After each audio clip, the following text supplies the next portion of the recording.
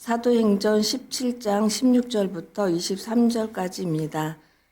바울이 아덴에서 그들을 기다리다가 그 성에 우상이 가득한 것을 보고 마음에 격분하여 회당에서는 유대인과 경건한 사람들과 또 장터에서는 날마다 만나는 사람들과 변론하니 어떤 에피크로스와 스토아 철학자들도 바울과 쟁론할세 어떤 사람은 이르되 이 말쟁이가 무슨 말을 하고자 하느냐 하고 어떤 사람은 이르되 이방 신들을 전하는 사람인가 보다 하니 이는 바울이 예수와 부활을 전하기 때문이러라. 그를 붙들어 아레오바고로 가며 말하기를 내가 말하는 이 새로운 가르침이 무엇인지 우리가 알 수 있겠느냐.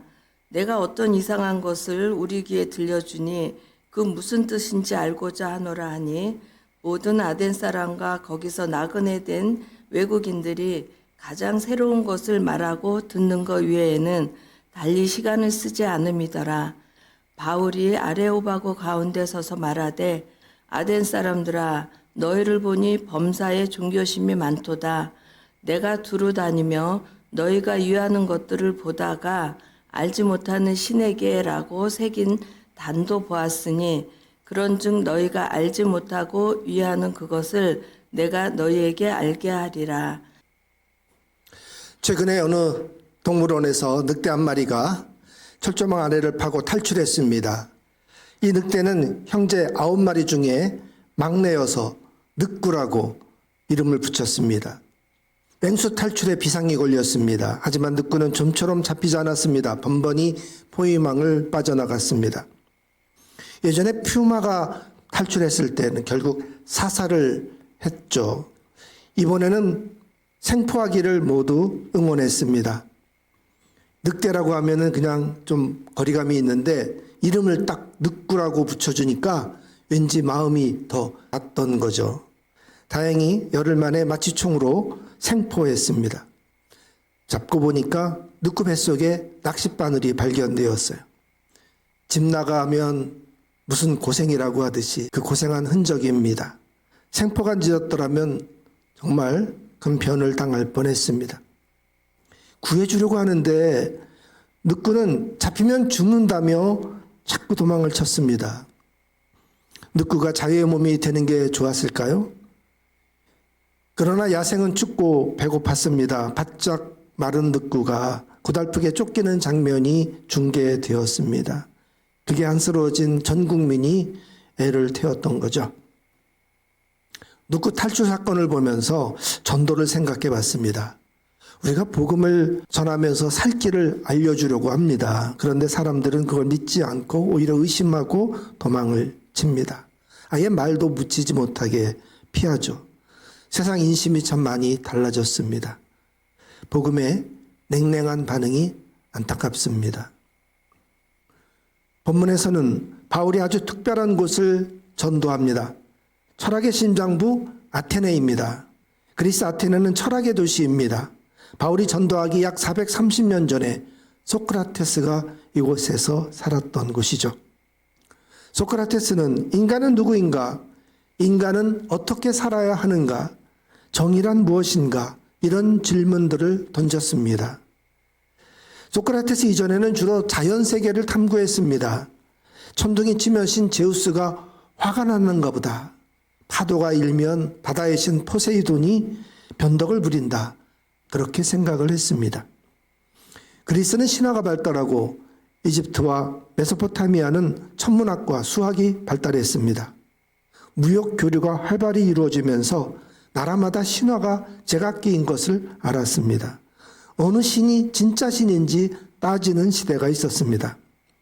그러다가 모두에게 공통이 되는 이 자연 법칙을 찾기 시작했죠.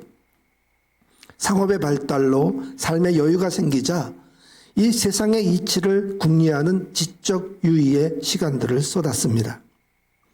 그러나 소크라테스는 자연보다는 인간의 내면을 들여다보았습니다. 철학의 중심을 자연에서 인간과 윤리로 이동을 시킨 사람이죠. 당시 아테네는 지혜를 파는 궤변과 소피스트들이 활동하고 있었습니다. 이들은 말하는 기술을 가르쳤습니다. 절대 진리는 없으며 상황에 따라서 진리는 변한다고 주장했습니다. 소크라테스는 이런 궤변가들과 싸우면서 이들이 사회 혼란과 타락을 일으킨다고 보았습니다. 말재주가 아닌 보편적이고 절대적인 진리를 찾아 나갔습니다.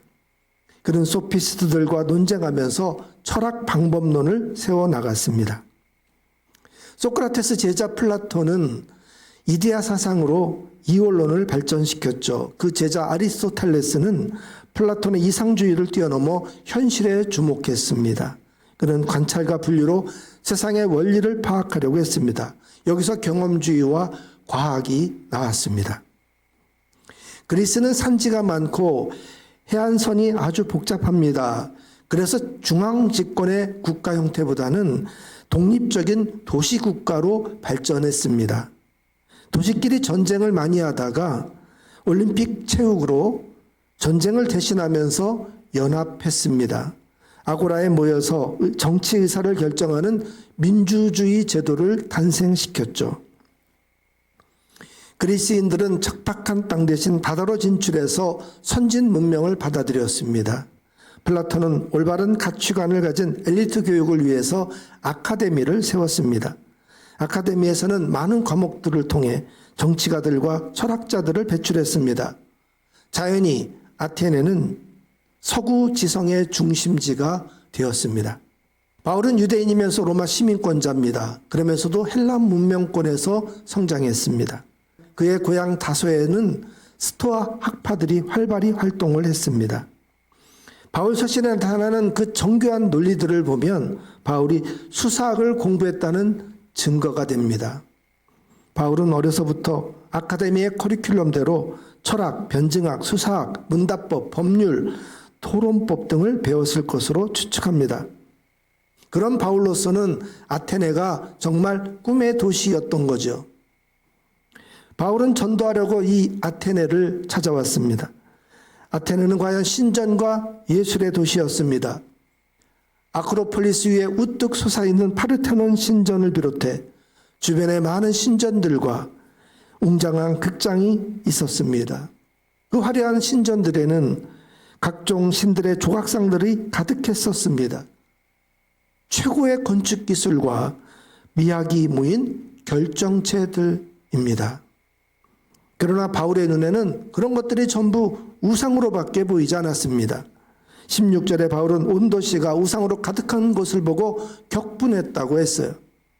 17절에는 회당에 가보니까 유대인과 경건한 사람들이 있었습니다. 그들과 토론했습니다. 아고라 광장에서 날마다 지적 호기심이 가득한 사람들이 모여 열띠게 토론하고 있었습니다. 바울이 그 토론에 끼어들었습니다. 18절에 그 모든 사람들이 마침 바울에게 익숙한 스토아 학파와 에피쿠로스 학파였습니다.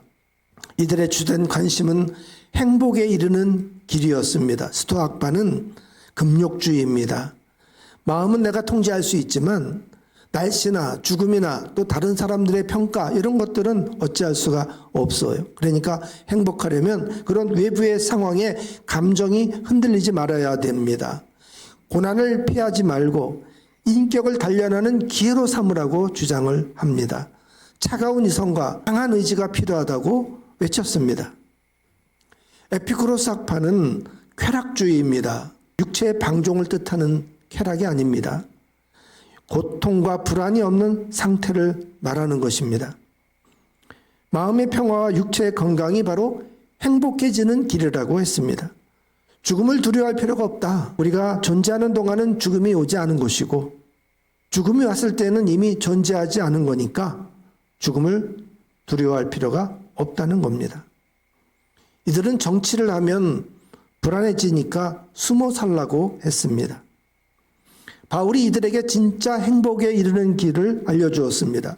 18절에 바울이 예수와 부활을 전했습니다. 얼마나 말을 잘했는지 바울을 말쟁이라고 불렀습니다. 말은 잘하는데 무슨 말인지 잘 알아듣지를 못했습니다. 어떤 사람은 눈치를 챘는지 이방신들을 전하는 사람인가 보다 그랬어요. 이들은 지적 호기심이 많아서 바울이 하는 말을 더 듣고 싶었습니다. 그리스 사람들은 새로운 지식에 열려있던 사람들이죠. 바울을 아레오바고로 데리고 갔습니다. 아레오바고스는 파르테논 신전 서북쪽에 있는 바위 언덕입니다. 이곳에서 주로 정치 재판과 권위 있는 철학 강연이 열렸습니다. 20절, 21절에 보면 바울을 아레오바고로 데려간 이유가 나옵니다. 내가 어떤 이상한 것을 우리 귀에 들려주니 그 무슨 뜻인지 알고자 하노라 하니 모든 아덴 사람과 거기서 나그네 된 외국인들이 가장 새로운 것을 말하고 듣는 것 외에는 달리 시간을 쓰지 않음이더라. 바울의 말이 들어본 적 없는 아주 생소하고 독특한 이론이었어요. 그래서 바울의 이론을 자기들의 이론과 한번 비교해 보고 싶었습니다. 재판하자는 게 아니라 청문회 같은 그런 형식이었습니다. 아레오파고스에서의 연설은 철학자들에게는 등용문이기도 했습니다. 바울로서는 절호의 기회였습니다. 그러나 아테네에서는 허가받지 않은 새로운 신을 엄격하게 통제했습니다. 이곳은 국가의 주요 정책을 세우고 형사재판을 하는 귀족 집정관들이 있는 곳입니다. 권위의 상징인 아레오파고스에서 허투루 말했다가는 오히려 봉변을 당할 수 있었습니다. 그런데 바울은 이들에게 바로 그 새로운 종교를 말해야만 합니다. 그렇다고 해서 엉뚱한 이야기로 피해갈 수만은 없었습니다. 그래서 바울이 아주 지혜롭게 이렇게 연설을 시작합니다. 22절에 아덴 사람들아 너희를 보니 범사에 종교심이 많도다. 내가 두루 다니며 너희가 위하는 것들을 보다가 알지 못하는 신에게 라고 새긴 단도 보았으니 그런즉 너희가 알지도 못하고 위하는 그것을 내가 너희에게 알게 하리라. 자, 바울이 새로운 신, 전능하신 여호와 하나님 이야기를 하려고 하는데 그 이야기를 꺼내면 안 되니까 내가 새로운 신 이야기를 하는 게 아니다.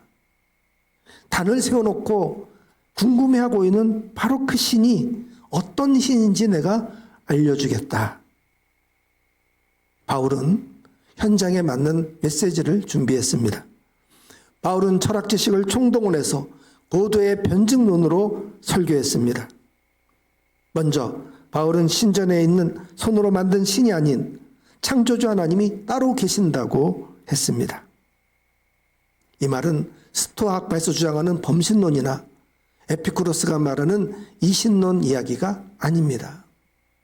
범신론은 모든 곳에다 신이 있다고 생각하는 이론이고 이신론은 하나님이라는 신이 천지를 창조하긴 했지만 그 신은 창조한 이후에 전혀 이 세상에 간섭하지 않는다.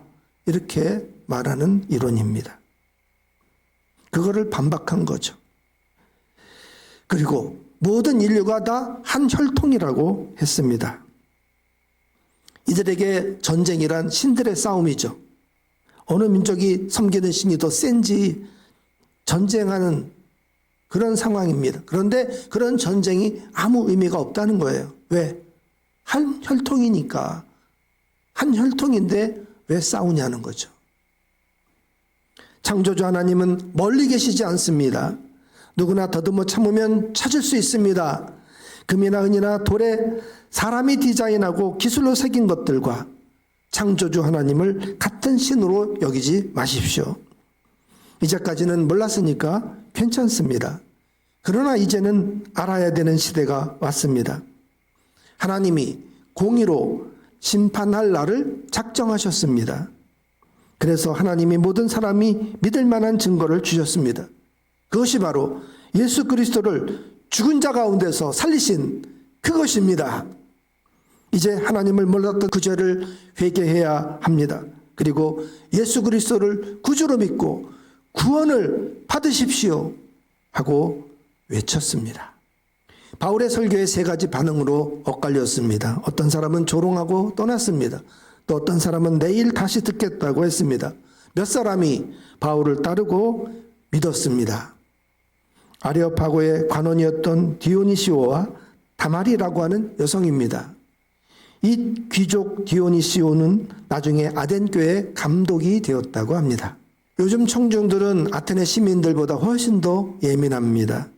복음을 들으려고 하지도 않죠. 또 나는 누구인가 그런 철학적인 생각을 하지를 않습니다. 생각 자체를 멀리합니다. 그저 인생의 그 순간만을 즐기려고 하는 에피쿠로스 학파와 같습니다. 요즘에 현대인들을 말하라 그러면 정말 극단의 에피쿠로스 학파다 이렇게 말할 수 있어요.